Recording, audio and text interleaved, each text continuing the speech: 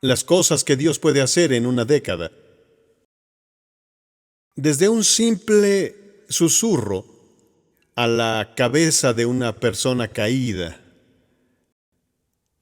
Y el poder del Espíritu Santo para tomar esa idea y regarla y hacerla crecer. Y ahora llega este día en que estamos aquí reunidos y donde Dios va a hacer cosas tan grandes. Es casi abrumador para mí. Todo el que me conoce bien sabe que para mí estos son los 2 días mejores de todo el año. Cuando estoy entre otros líderes, es como que algo en mí encaja, porque cuando los líderes están con otros líderes, saben que que otros líderes lo comprenden. Sabemos lo que el otro atraviesa, el precio que hay que pagar. Conocemos las noches oscuras del alma que acompañan al liderazgo. Sabemos lo que es tener una visión grandiosa y luego tener dudas de si Dios podría usar a alguien como nosotros para realizarla. Sabemos lo que es llevar a cabo el logro de parte de la visión para luego experimentar algún terrible fracaso y decepción que nos derrumban y nos desalientan. Sabemos lo que es gastar el suelo de la sala orando toda la noche y preguntando, oh Dios, ¿saldrá bien esto? ¿Seré la persona equivocada? Sabemos lo que es cuando Dios levanta personas a nuestro lado para sanarnos y alentarnos y darnos nuevo ánimo. Sabemos lo que es tener un equipo alrededor nuestro que nos hace mejores de lo que somos.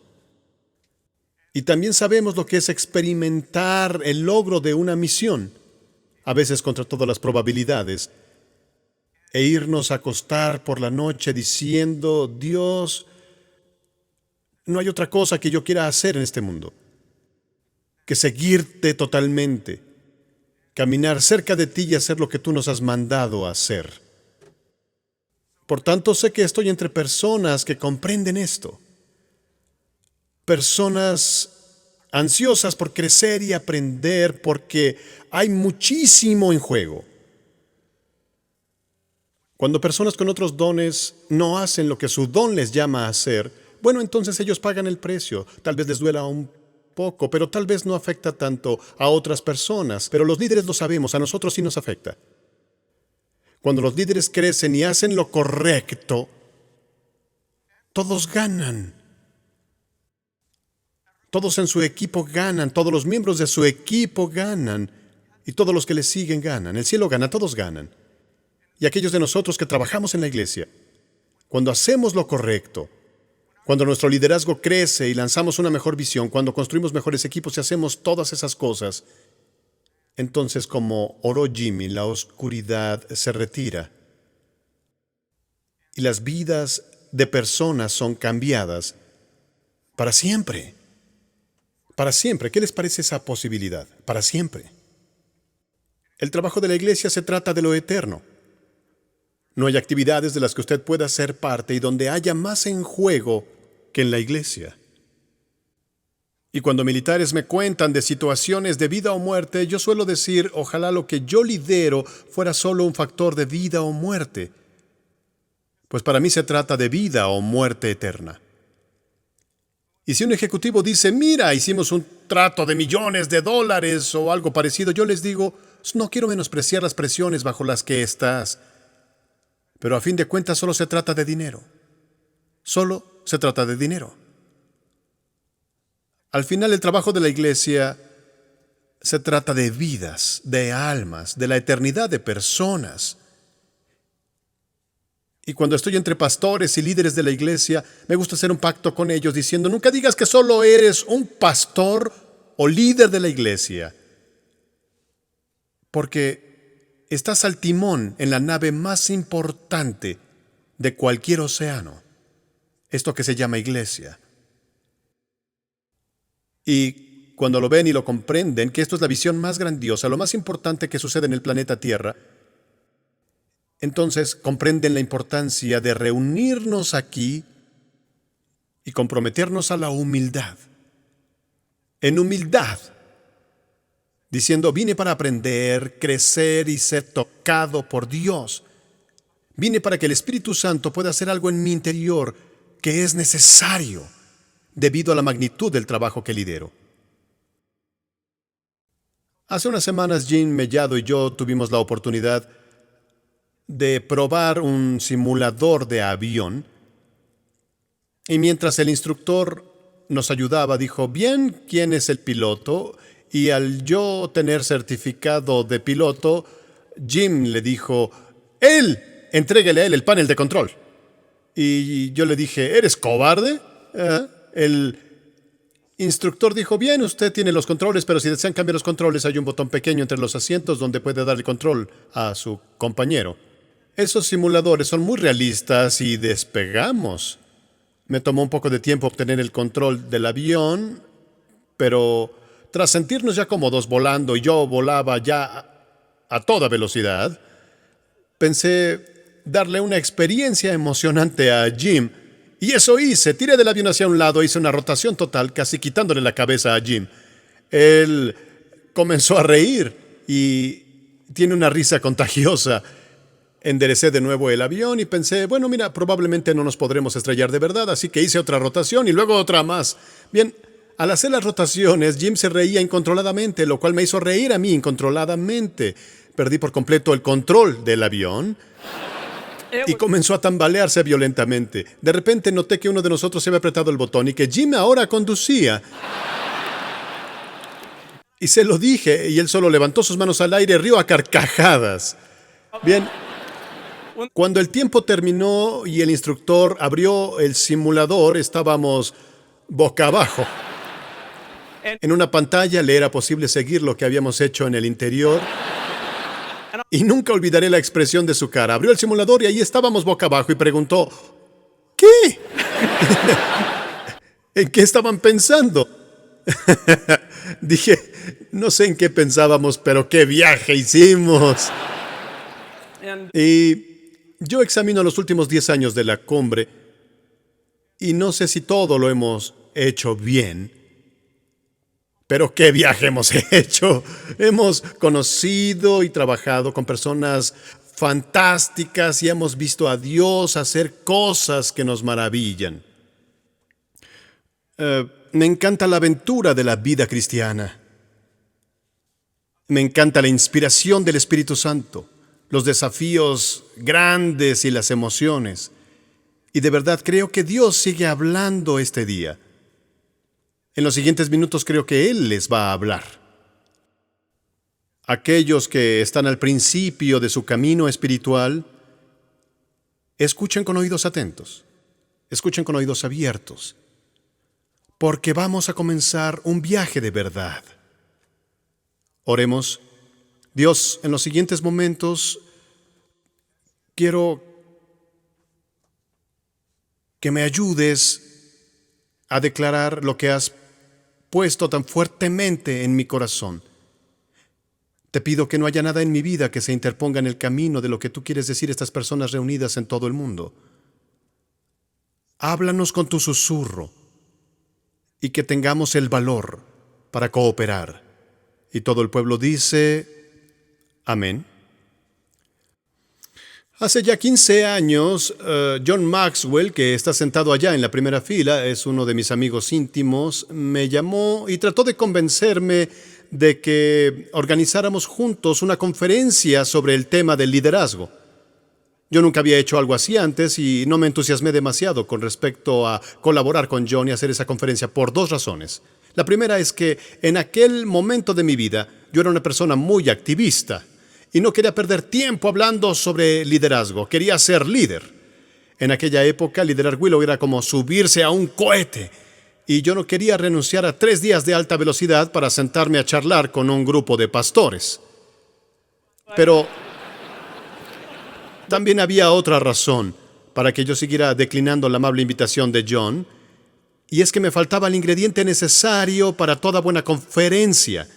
Y era contenido. Yo había liderado Willow por más de 15 años, pero nunca realmente me había sentado y había reflexionado sobre mi propio liderazgo. Nunca había leído sobre el tema de liderazgo. Por eso, para decir la verdad, no tenía nada en absoluto que decir. Yo sabía que era un líder bueno y que Dios me había confiado este don de Romanos 12:8 de ser líder. Pero no sabía cómo ni por qué yo tenía la capacidad de liderar. Al final me rendí ante los poderes de persuasión de John, más que nada por nuestra amistad, y acepté hacer la conferencia. Y entonces me obligó por primera vez a meditar y leer libros para poder tener algo que decir sobre liderazgo, y compuse un discurso titulado Los 5 yo creo. En primer lugar, les voy a dar los 5 puntos de este escrito. Yo creo que la iglesia local es la institución con el liderazgo más intensivo de la sociedad. Esa era mi primera convicción. La iglesia local es la institución con el liderazgo más intensivo de la sociedad. Creo que es más difícil liderar bien a una iglesia local que liderar cualquier otra empresa en la sociedad. ¿Por qué? Porque la iglesia es completamente altruista. Miren, procuramos ayudar a personas a relacionarse con un Dios invisible con el cual no tienen interés en relacionarse. Prueben esto alguna vez. Todo esto es completamente altruista. No implica ganancia económica, pero hay mucho servicio, dolor y trabajo duro. Eso es altruista. En segundo lugar, también se trabaja mayormente a través de voluntarios. La mayoría de nosotros en el liderazgo preferimos liderar mediante personas a quienes se les puede pagar y controlar de algún modo. No se puede hacer esto en el trabajo de la iglesia. Mi segundo punto en aquella enseñanza fue que creo que hay un don espiritual de liderazgo, y algunas personas lo tienen y otras no. Ese fue un punto muy impopular de aquella enseñanza, porque muchas personas descubrieron que no tenían ese don y que tenían que seguir adelante y buscar el don que sí tenían. Otros comprendieron que sí tenían ese don y que necesitaban desarrollarlo, y creo que por eso están aquí. El tercer punto fue que creo que la mayoría de las iglesias inconscientemente socavan la expresión del don de liderazgo. Hace 15 años, la mayoría de los sistemas de gobierno de la iglesia consistían en una burocracia para proteger a la iglesia de un líder. Y la iglesia pagó el precio. La iglesia pagó. Ahora bien, yo creo en un liderazgo pluralista. Creo que debiera haber un grupo de líderes. Por tanto, creo que muchas iglesias socavan la expresión del don de liderazgo porque no quieren que personas con fuertes dones de liderazgo tengan la libertad de serlo. Creo que eso está cambiando por gracia de Dios. En cuarto lugar, creo que la mayoría de personas les gusta ser liderados. Si son liderados por un líder semejante a Cristo, creo que a la mayoría les gusta ser liderados. Y finalmente, el quinto punto de aquella charla. Yo creo que la iglesia local es la esperanza del mundo, y su futuro descansa primeramente en las manos de sus líderes. Aquella fue la época en mi vida en que llegué a la conclusión de que la iglesia es la esperanza del mundo. Los gobiernos no pueden en última instancia solucionar nuestros problemas, tampoco pueden los empresarios ni la educación. Hay maldad en nuestra alma que solo el poder de Cristo puede sanar. Y la iglesia tiene que administrar ese mensaje. Así que di esa enseñanza por primera vez. Y luego fui invitado a darla cientos de veces, primero en Estados Unidos y luego por todo el mundo. Y Dios usó aquella charla para despertar una curiosidad entre líderes de iglesias. Por tanto, cuando hace 10 años comenzamos la cumbre, hubo muchas personas preparadas para escuchar más. Desde aquel momento pasé a describir las funciones del liderazgo, pues creo que hay funciones que todo líder debe realizar. Si usted es líder, hace el siguiente tipo de cosas. Plantea visión. Es decir, dibuja un cuadro del futuro que produce una pasión en las personas. Los líderes forman equipos y los inspiran y motivan. Los líderes producen cambios, establecen valores fundamentales, asignan recursos económicos, interceptan la inseguridad, observan lo que no marcha bien, nombran el problema y lo solucionan. Y los líderes desarrollan a otros líderes emergentes. Se necesita un líder para desarrollar a otro líder. Por tanto, hay todas esas funciones de liderazgo, y he estado escribiendo al respecto y hablando por más de 15 años, pero en los últimos años he estado batallando con una pregunta que concierne al liderazgo, una pregunta que me inquietaba de tal forma que casi se convirtió en una obsesión en mi vida, y la única manera en que pude definir la pregunta fue al hacerla de este modo: ¿qué precede a una visión? Dentro del liderazgo siempre ponemos en el número 1 de nuestra lista a la visión. La visión es el arma más poderosa del arsenal de un líder. Y yo quería hacer la pregunta: ¿Qué ocurre dentro del líder que es tan poderoso que finalmente da origen a una visión más adelante en el tiempo? Esa pregunta realmente comenzó a desarrollarse en mi mente. Todos hemos apoyado a Billy Graham los últimos meses cuando ha hablado a cientos de miles de personas en la ciudad de Nueva York en lo que se ha denominado su última cruzada. Billy ha predicado en estadios llenos durante casi 60 años. Él ha tenido una visión ardiente de ayudar a personas en el mundo a comprender el poder y el amor de Jesucristo. Pero mi pregunta era, ¿qué ocurrió dentro de Billy antes de realizar su primera cruzada? ¿Qué ocurrió dentro del corazón de Billy Graham que fue tan poderoso, tan incendiario, que finalmente dio a luz a la visión de llenar estadios de personas con la necesidad de escuchar de Cristo? ¿Qué sucedió que fue tan poderoso que le hizo alquilar su primer estadio? Razoné que fuera lo que fuera esa experiencia, debió de haber sido algo grande. Y seguí pensando y suponiendo que hay cierto tipo de experiencia como una tormenta de fuego en las vidas de la mayoría de las personas que en cierto modo les obliga a entrar en el liderazgo, les obliga a dar a luz a una visión que después pueden poner en práctica. Así que había estado meditando en eso, obsesionado con ello. Y un día, al leer en el libro de Éxodo en mi lectura bíblica diaria, lo cual recomiendo encarecidamente a todo líder hacer, ¿creen que bromeo? Tienen que leer su Biblia cada día. No tiene que ser mucho tiempo, pero léenla diario. Y al leer el Antiguo Testamento, el libro de Éxodo, llegué a la historia de Moisés, uno de los grandes líderes de la antigüedad. Y creo que descubrí la experiencia decisiva que obligó a Moisés a entrar en el liderazgo. Si él quería liderar o no, creo que esa fue su experiencia de tormenta de fuego.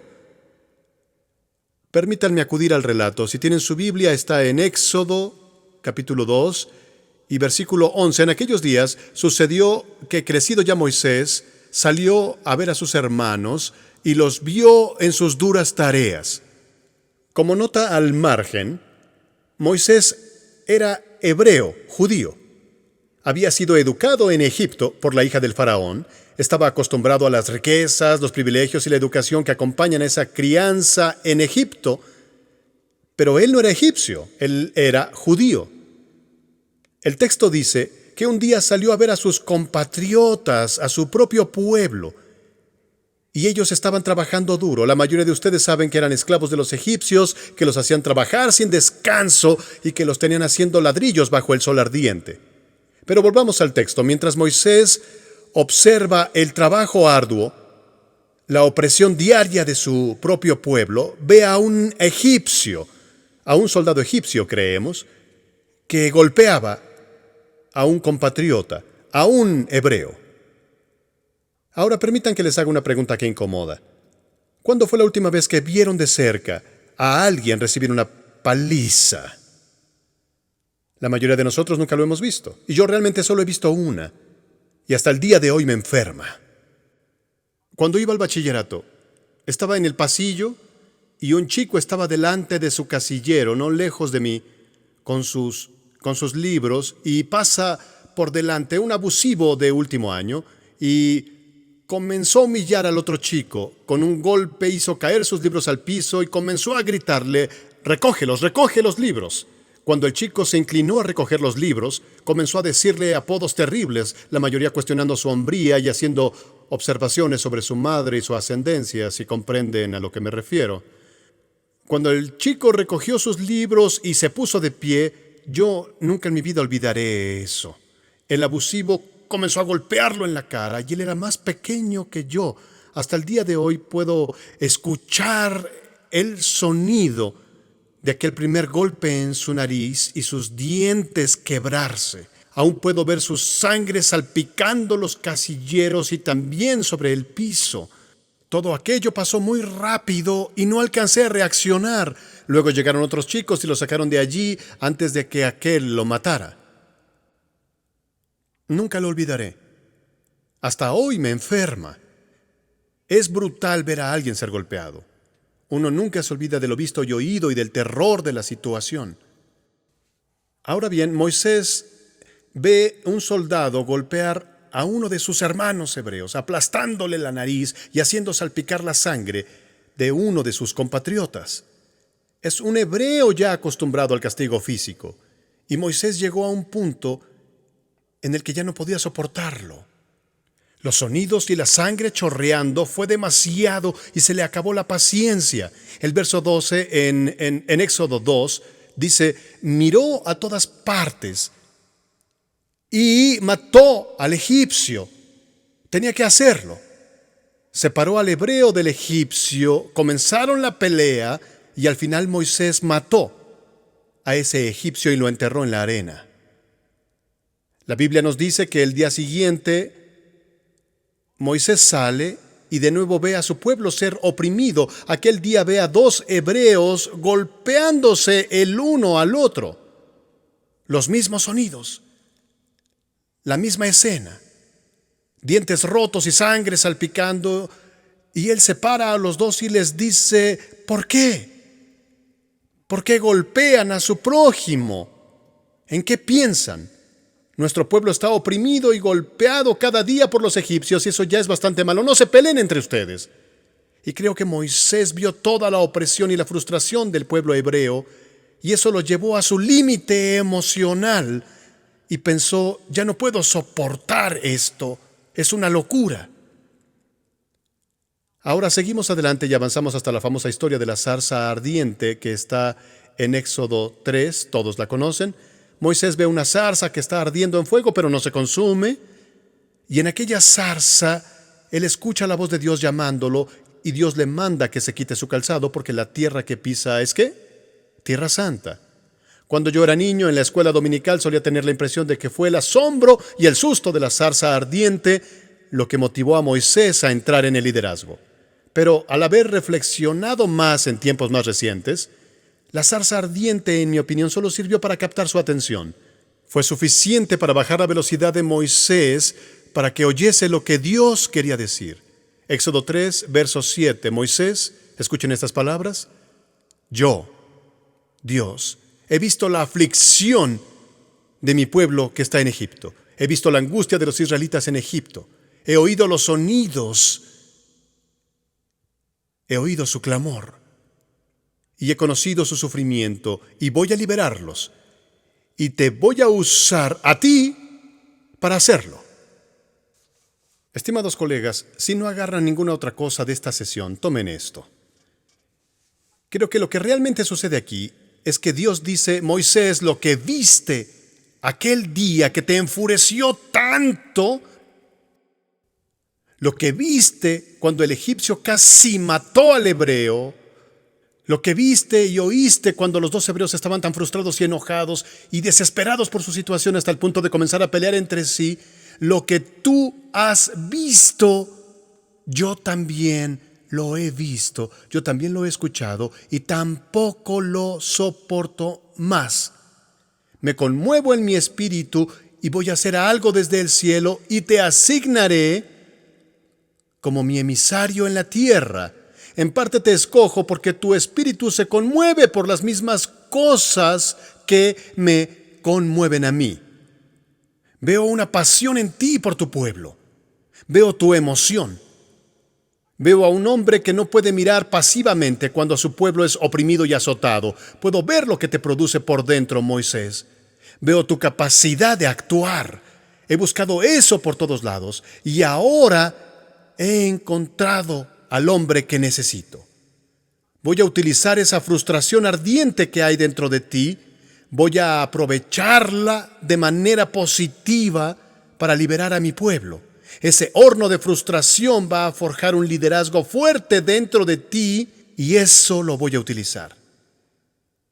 Eso es clave para entender el liderazgo, en mi humilde opinión. Que el corazón de Dios y el de una persona encajen perfectamente en cuanto a lo que frustra al cielo y a la tierra.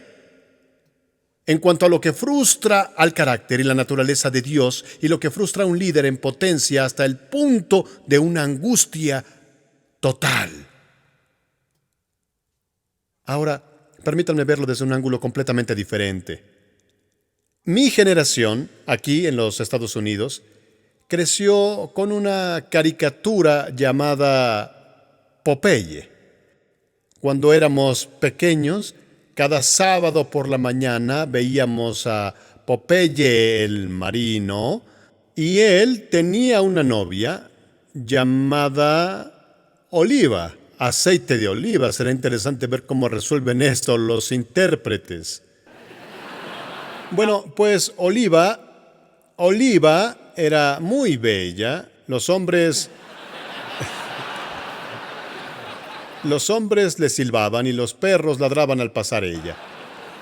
Y cuando algo o alguien amenazaban el bienestar de Oliva, Popeye al principio lo tomaba con calma, pero después sí parecía que era algo grave, y así lo tomaba.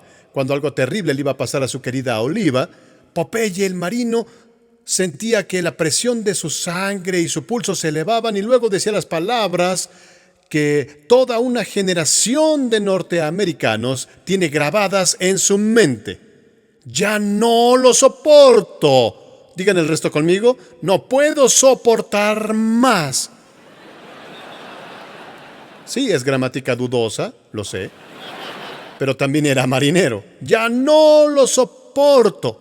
No puedo soportar más. Y abría una lata de espinacas.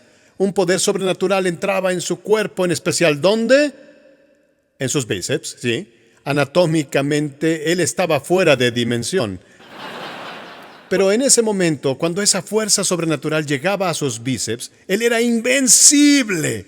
Aplastaba a su oponente y salvaba a Oliva de su aflicción. ¡Qué programa era! Pero esa única frase, es más de lo que soporto, ya no soporto más, significa algo para los que estamos en el liderazgo. Significa algo en un nivel profundo. Probablemente vimos algo que no pudimos soportar más y que nos inspiró a avanzar y a hacer algo provechoso con nuestras vidas.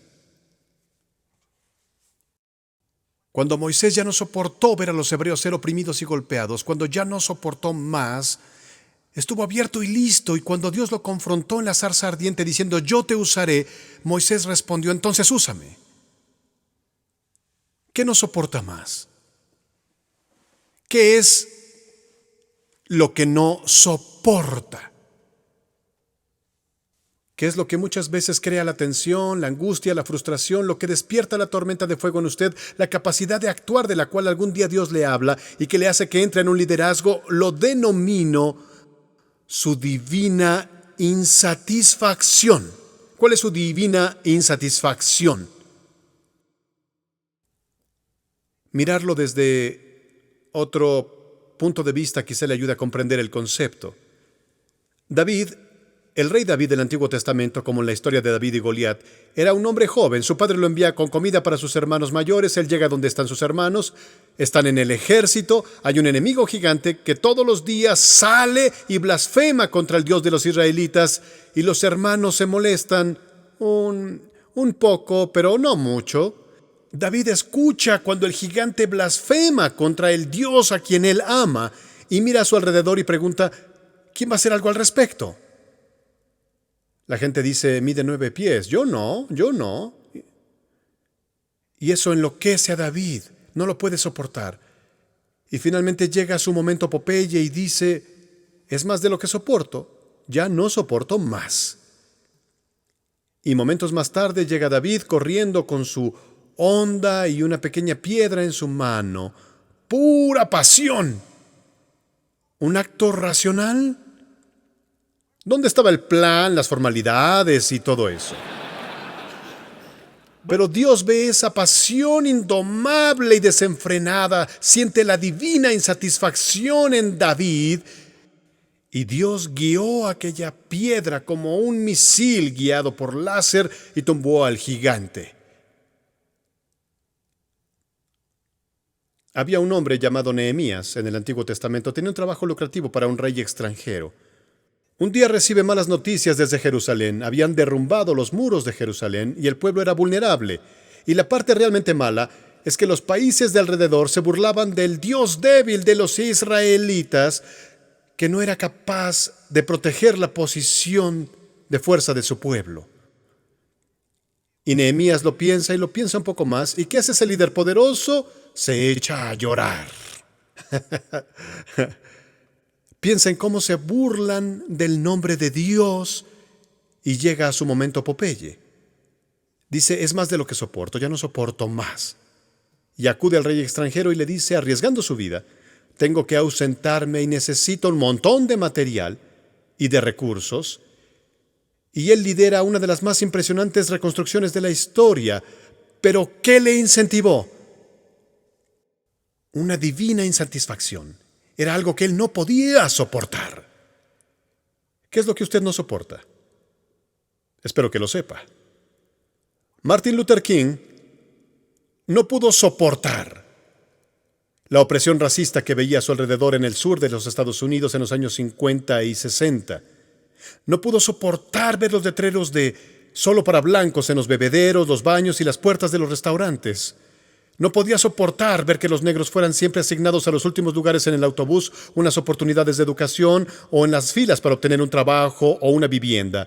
Y finalmente, la divina insatisfacción dentro de él le llevó al punto donde tuvo su momento Popeye cuando dijo, es más de lo que puedo soportar. Ya no soporto más.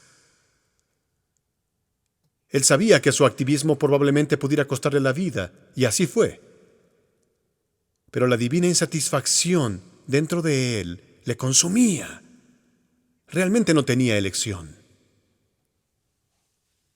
Yo formé parte de la directiva de Visión Mundial por 6 años. Y el fundador de Visión Mundial era un hombre de negocios que viajaba al oriente, donde veía a pequeños niños esperando en largas filas para recibir comida, y a veces al sol del mediodía algunos niños se caían, y no desmayados, sino muertos. Y Bob Pierce preguntó, ¿qué pasa? ¿Por qué mueren los niños? Se enteró de que no había comida al principio de la fila, y eso lo quebrantó. Tuvo su momento Popeye, fue más de lo que podía soportar, ya no podía soportar. Volvió a Los Ángeles y organizó reuniones con sus afluentes socios empresarios y dijo, tenemos que hacer algo. Conseguiremos comida para la fila, aunque me cueste la vida. Y casi le cuesta la vida. Pero eso fue lo que dio luz a la visión de Visión Mundial, que hoy en día alimenta a millones de niños diariamente. Solo miren mi vida por un minuto. Yo estuve preparándome cómodamente para dirigir la empresa familiar y mi padre había pasado toda su vida preparándola para mi hermano y yo. El único problema fue que crecí asistiendo a iglesias que eran tan introvertidas y egocéntricas que ya no pensaban en las personas que están lejos de Dios. Y mientras yo trataba de enfocarme en mi carrera empresarial y en mis estudios de economía y de administración de empresas, la divina insatisfacción se apoderó de mí. Mi padre quería invitar a un amigo empresario quien comenzaba a tener interés por Dios, quería invitarlo a nuestra pequeña iglesia local, y siendo yo un muchacho, le rogué a mi padre, no lo lleves a nuestra iglesia. Si él tiene una chispa de interés espiritual en su vida, la vamos a extinguir en una hora. No lo hagas. Cuando yo tenía 17, invité al chico más violento de mi colegio a la iglesia porque él me lo pidió.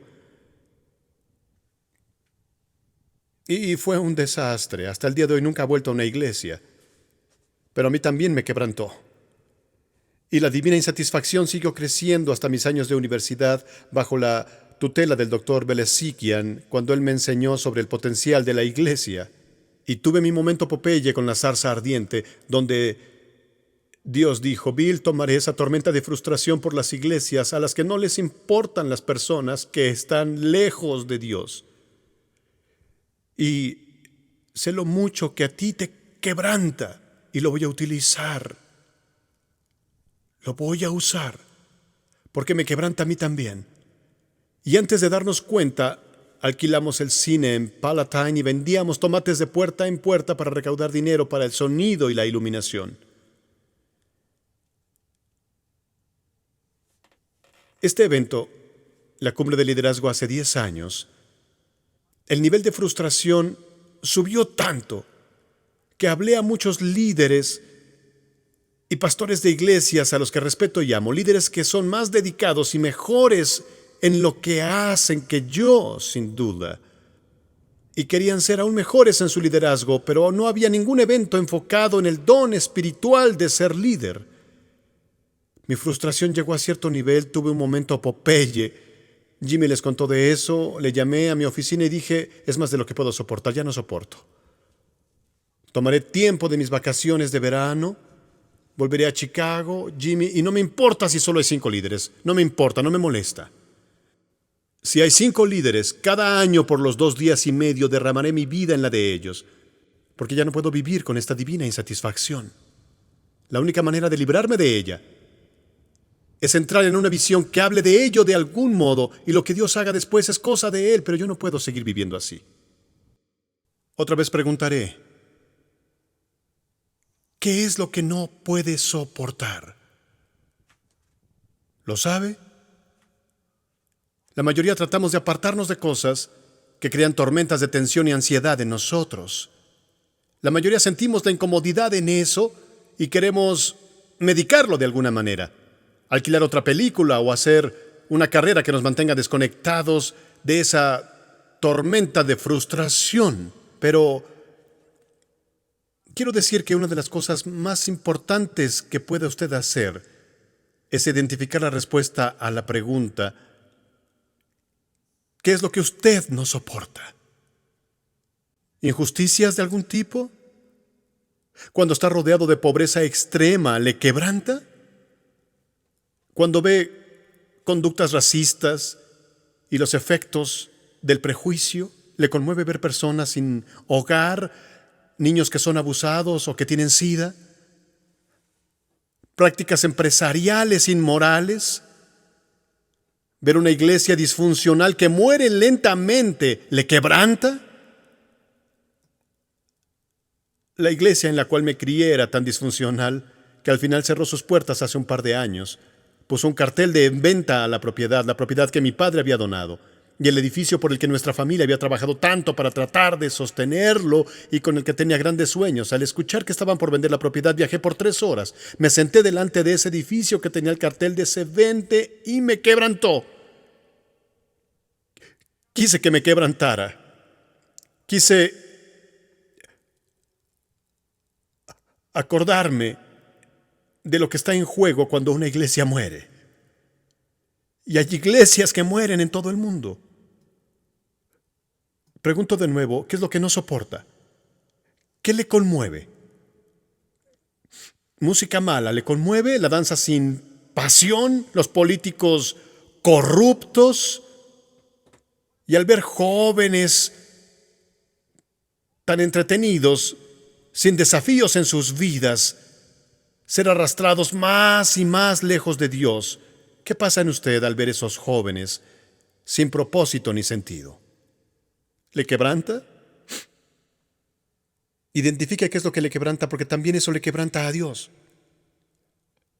Tal vez Él busque a alguien que se quebrante de la misma forma que Él. Y no me importa lo capacitado que esté usted, lo inteligente que sea, o mire, lo delgado que sea, o lo bien parecido que sea. No se trata de eso, amigos. Dios está buscando a alguien quebrantado por las cosas que le quebrantan a Él. Y luego Él quiere reclutarlo y darle una visión que liberará la ansiedad que hay en usted y mostrarle soluciones, y eso le motivará por mucho tiempo. Ahora permítame tranquilizarme un poco, tomar una píldora sedante, como mis hijos me dicen de vez en cuando. Permítanme ser muy práctico sobre la divina insatisfacción durante unos momentos. Permítanme hacerles varias observaciones al respecto después de haber pensado en ello. Yo no creo que cada vez que algo le conmueve profundamente, automáticamente se convierte en el llamado de Dios para usted o para su tarea personal. Creo que a medida que Dios obra en nuestras vidas, transformándonos en seguidores dedicados de Cristo, transformándonos en personas con mayor compasión, creo muchas de las maldades en la sociedad deberían hacernos reaccionar, quebrantar nuestro corazón e impulsarnos a actuar de alguna forma. Pero, al mismo tiempo creo que todos deberíamos buscar esa única causa, ese único problema, esa única situación que nos agarra por el cuello y no nos quiere soltar, lo que hace tanto daño a nuestra alma que nos lleva a un momento Popeye donde decimos, es más de lo que puedo soportar, ya no soporto más. Dios, ¿quieres que haga algo al respecto? Y cuando se produce su experiencia de la zarza ardiente, lo sabrá y Dios le dirá, por esa razón te hice como eres y por eso has tenido las experiencias que has tenido. También es por eso que sientes el dolor que sientes. Pues he pensado en alguien como tú para que aborde ese terrible problema. Puedo usarte porque esto nos afecta a los dos. Vamos a hacerlo juntos. Estuve hablando hace unos meses con un hombre hispano sobre este tema y le pregunté, ¿cómo llegaste a ser líder de esta iglesia multicultural donde tienen tanto amor entre sí sin importar las razas? El hombre me miró y me dijo, crecí en una iglesia donde éramos la única familia hispanohablante y nos sentíamos menospreciados cada vez que asistíamos a la iglesia. No nos incluían. Escuchábamos los comentarios, veíamos el odio y finalmente llegamos a un punto en que nuestra familia ya no pudo soportarlo más y tuvimos que irnos. Dijo, cuando salí de aquella iglesia por última vez, me dije, no puedo soportar el racismo en las iglesias. Y él vivió con eso hasta que Dios le dio la visión de levantar una iglesia multicultural, la cual ahora está liderando de forma magnífica. Por lo tanto, no todo lo malo en la sociedad es su misión personal, pero hay una que tiene su nombre en ella, porque le quebranta a usted y a él, y él quiere que usted haga algo. Otro consejo acerca de la divina insatisfacción. Si al escucharme hablar de esto parece que no puede usted identificarla, no se rinda demasiado pronto. No se rinda demasiado pronto al buscar su divina insatisfacción. Nunca es demasiado tarde. Aconsejo a personas que sigan exponiendo su corazón y exponiendo sus ojos a las necesidades de nuestro mundo. Que viajen más, que visiten otros ministerios e iglesias, que vayan a los barrios pobres, que visiten clínicas de SIDA o un proyecto de construcción de viviendas. Tiene que exponerse a las necesidades de este mundo y realmente creo que llegará un momento en el tiempo en que Dios levante la ansiedad en usted a un nivel mayor, donde usted diga, tengo que hacer algo al respecto. Hay otra observación sobre la divina insatisfacción. Cuando la haya encontrado, aliméntela. Parece contradictorio, ¿verdad? La mayor parte del tiempo, cuando usted tiene algo muy desagradable en su vida, quiere escapar. Pero si la grave situación de los pobres es su divina insatisfacción, entonces reorganice su vida de modo que pueda ver de nuevo las horribles condiciones en las cuales algunos son forzados a vivir y escuche de nuevo la frustración de quienes están atrapados en la pobreza por generaciones. Sencillamente manténgase cerca de su divina insatisfacción. Yo asisto a una iglesia que batalla en el pequeño pueblo donde voy en mis vacaciones.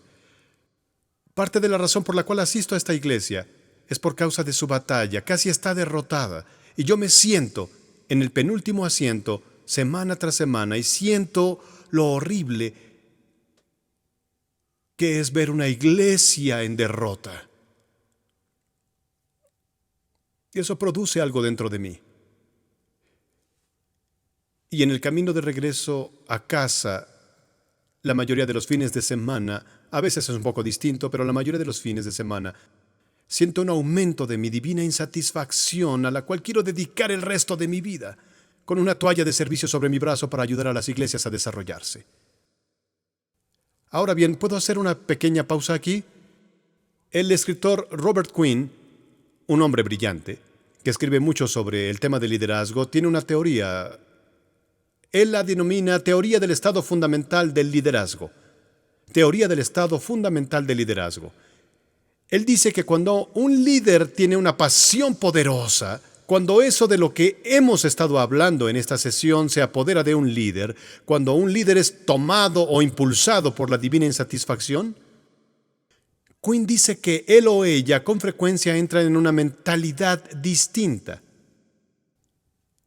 en la que les importa tanto obtener resultados, les importa tanto aliviar la divina insatisfacción, que comienzan a liderar en un nivel completamente diferente. Usted sacrifica el propio ego a causa del liderazgo porque la causa es más importante que el orgullo y hay que dejarlo a un lado. Usted se abre a nuevas ideas y posibilidades porque la causa es más importante que mantenerse cerrado a las ideas de otros.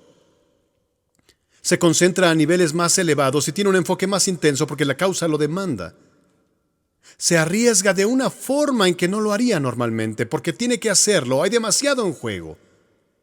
Su creatividad se eleva, compromete a su equipo de una manera más profunda que antes, porque también es impulsado usted por la urgencia interna de liberar su divina insatisfacción, y le hace entrar en ese estado de mente de liderazgo. Estado de mente de liderazgo. Y entonces la urgencia que siente perfecciona su liderazgo. Recientemente tuve la posibilidad de presidir una reunión que reunió a líderes del gobierno, del mundo empresarial y líderes paraeclesiales, todos ellos apasionados con respecto a la pandemia del SIDA en África. Ahora bien, la pregunta que yo seguía haciendo a aquella extraña reunión de personas era: ¿qué podríamos lograr juntos que ninguno de nosotros podría lograr si siguiéramos cada uno en su órbita? Lo que me fascinó desde una perspectiva de liderazgo fue que el nivel de la divina insatisfacción fuera tan alto. Todos queríamos aliviar el sufrimiento de las víctimas de SIDA de tal forma que todos funcionamos de acuerdo a las teorías de Quinn, de acuerdo a ese estado mental de liderazgo. Allí había una sala llena de líderes grandiosos, como hemos mencionado en cumbres anteriores, el presidente de esto y aquello, y ninguno era ostentoso, ni hubo proteccionismo, ni había propaganda política o discursos egoístas. Escuchamos atentamente, pensamos de modo creativo, estábamos dispuestos a arriesgar. Eso era liderazgo al más alto nivel. Y en el vuelo de regreso de aquella reunión medité todo el camino en la parte trasera de aquel avión. ¿Qué ocurriría si pastores de iglesias locales estuvieran tan en contacto con su divina insatisfacción, tan impulsados por la pasión de obtener resultados que glorifican a Dios? ¿Qué pasaría si todos actuaran en ese estado fundamental de liderazgo? ¿Qué pasaría si los pastores y sus colegas en el liderazgo y en las iglesias locales fueran tan abiertos a los impulsos del Espíritu Santo y dijeran: Dios, queremos tener tu mente en esta situación y de antemano aceptamos cualquier cosa que tú nos llames a hacer? ¿Qué pasaría si todos nosotros en el liderazgo de la iglesia dejáramos el orgullo, el temor y la necesidad de complacer y de controlar, porque la causa es demasiado importante para que nos metamos en esa basura? ¿Qué pasaría si todos invitásemos a nuestros colegas y equipos a comprometerse más? ¿Qué pasaría si nos arriesgáramos más en vez de quedarnos en la comodidad? ¿Pueden imaginar lo que pasaría en las iglesias de todo el mundo si todos operásemos de acuerdo al estado fundamental de liderazgo? Bueno, soy tan ingenuo que creo que es posible. Pero primero creo que usted tendrá que encontrar su divina insatisfacción. Existe una diferencia entre un pastor profesional y un pastor cuyo corazón ha sido quebrantado por una divina insatisfacción y tiene que liderar de acuerdo a una visión que libere esa divina insatisfacción. Hay una gran diferencia. Nunca he deseado estar en una iglesia con un pastor profesional que solo emplea el tiempo a fin de poder jugar el golf cuando se jubile. Quiero estar en una iglesia cuyo líder tenga fuego interior y que cada mañana al levantarse diga: esto tengo que hacer. Una última observación sobre esta idea de la divina insatisfacción antes de darles un tiempo para la reflexión, y tiene que ver con la esperanza. Miren, al trabajar en su área de la divina insatisfacción, eso que le quebranta puede hacerle naufragar. Si usted permite que el pesimismo se apodere de ese optimismo basado en la fe con el cual Dios quiere que lideremos. Las personas que trabajan mucho con los pobres, con frecuencia se desaniman al trabajar tanto entre ellos, se desaniman y se desalientan. Quienes procuran resolver el problema del SIDA se ven abrumados. Las personas que ayudan a otros a conocer a Dios y ven que las estadísticas van en dirección equivocada se desalientan y quieren abandonar. Y quiero decirles, líderes, no pueden abandonar su optimismo basado en la fe. Tienen que seguir creyendo que para Dios todas las cosas son posibles. Tienen que alimentar la fe dentro de ustedes de que los perdidos pueden ser salvos y los alejados pueden volver a casa y los enfermos pueden ser sanados por el poder de Dios y los pobres aún pueden ser liberados de la pobreza. Tienen que creer que Dios responde la oración y que con Dios habrá una salida. Pero tienen que liderarse a ustedes mismos con mucho cuidado y mantener viva la esperanza porque todos les miran a ustedes. Todos les miran a ustedes. Ustedes.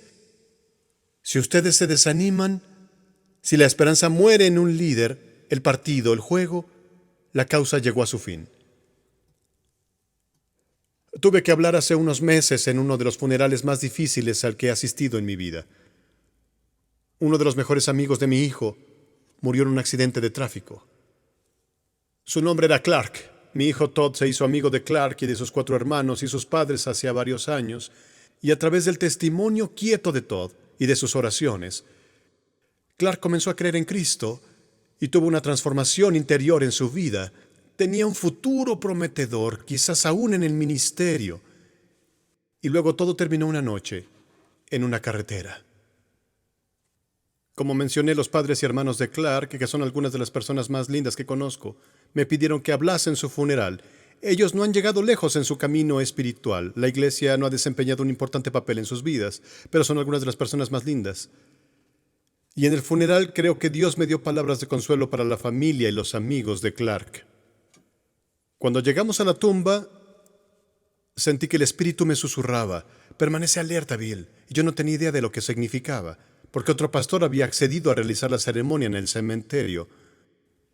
Cuando la familia se sentó en las sillas que había bajo la carpa, y llegó el momento en que el otro pastor, leyó las palabras «polvo eres y al polvo volverás», pareció como un final definitivo.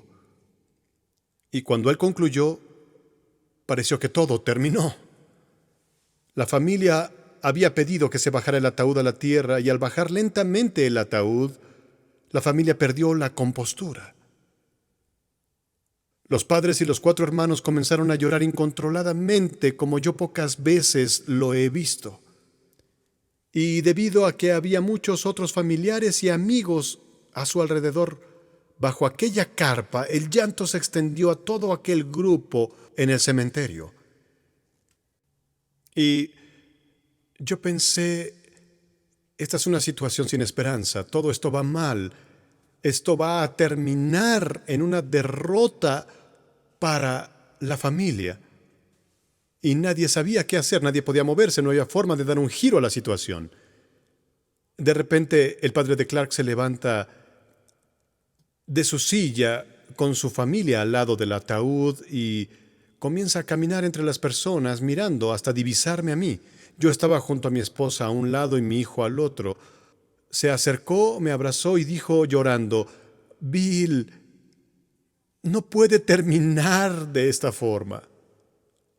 No puede terminar así. Entonces comprendí por qué el Espíritu me había susurrado: mantente preparado. Así que le acompañé a su asiento bajo la carpa y anuncié a la gente que el señor Spencer me había pedido hacer otra oración más. Y yo no estaba preparado para esa oración, pero la hice y Dios me dio las palabras. Oré en voz alta y con convicción y recordé a la gente que gracias a la resurrección de Jesucristo, gracias a la fe de Clark en Jesucristo, él ya había cruzado al otro lado, donde estaba ya en la presencia de Dios. Y les recordé A todos en aquel lugar que, por causa de la obra de Jesucristo, familiares y amigos de nuevo podrían unirse con Clark para siempre, y que personas de todo tipo podían tener un nuevo futuro asegurado por toda la eternidad. Les recordé a las personas que las puertas del cielo estaban plenamente abiertas y seguí orando y orando. Fue un momento fantástico. Y Brian, el padre de Clark, me agradeció 5 veces en la recepción diciendo no podía permitir que terminara de esa forma. ¿Saben lo que el mundo pregunta a los líderes cristianos hoy en día? El mundo entero, nuestro mundo quebrantado, les pregunta a los líderes, ¿tiene que terminar de esta forma? ¿Ganará la oscuridad al final? ¿Gobernarán los tiranos y los terroristas seguirán causando estragos? ¿Se extenderá aún más el SIDA? ¿Vencerá el racismo? ¿Continuarán la violencia y las guerras? ¿Aumentarán el hambre y el desamparo? ¿Seguirán separándose los matrimonios? ¿Seguirán cerrando iglesias y poniendo letreros de en venta? ¿Ese es el destino del mundo? ¿Tendrá que terminar así? Y a quienes nos susurran ese tipo de preguntas, a aquellos que estamos en el liderazgo cristiano, más vale que les demos una buena respuesta. Y más vale que sea realmente clara. Y yo no sé cuál será la de ustedes, pero esta es la mía. No tiene que terminar de esta forma. Realmente no. Hoy en día estoy más convencido que nunca de que en Cristo, a través de Cristo y por causa de Cristo, no tiene que terminar de esta forma. De verdad creo que el pecado aún puede ser perdonado y que las oraciones pueden ser respondidas, las relaciones restauradas. Realmente creo que la confianza dañada puede ser restaurada y que iglesias muertas pueden resucitar. De verdad creo que no tiene que terminar de esta forma. Pero nosotros los líderes debemos reclamar esa esperanza, vivir en ella e irradiarla a otros. Tenemos que proclamar ese mensaje de esperanza a todos aquellos a quienes Dios nos da el poder de influenciar. Y tenemos que proclamarla hasta el fin de nuestras vidas. Y por eso en parte es que Dios nos hizo líderes, para que la esperanza en este mundo no muera. Tiene que vivir en ustedes. Tiene que vivir en ustedes hoy. Y la tienen que mantener viva para poder fortalecer a los que la necesitan. Pero al concluir ahora,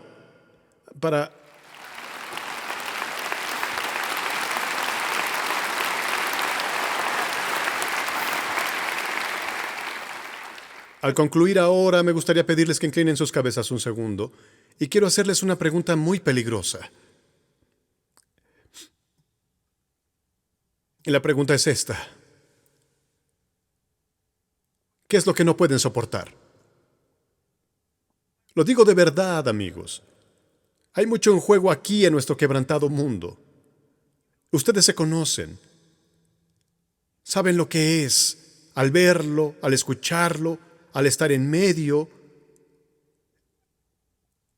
Lo que produce esa emoción, esa ansiedad, esa pasión que no les deja dormir por las noches.